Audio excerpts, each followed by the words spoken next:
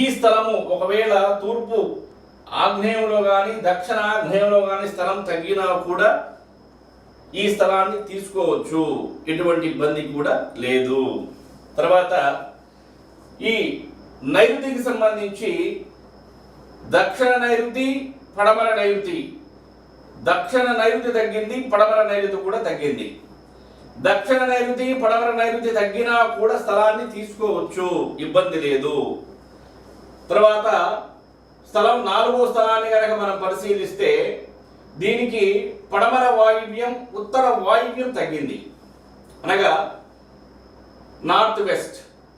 ఉత్తర వాయువ్యం తగ్గినా పడమర వాయువ్యం తగ్గినటువంటి స్థలాలు కూడా తీసుకోవచ్చు.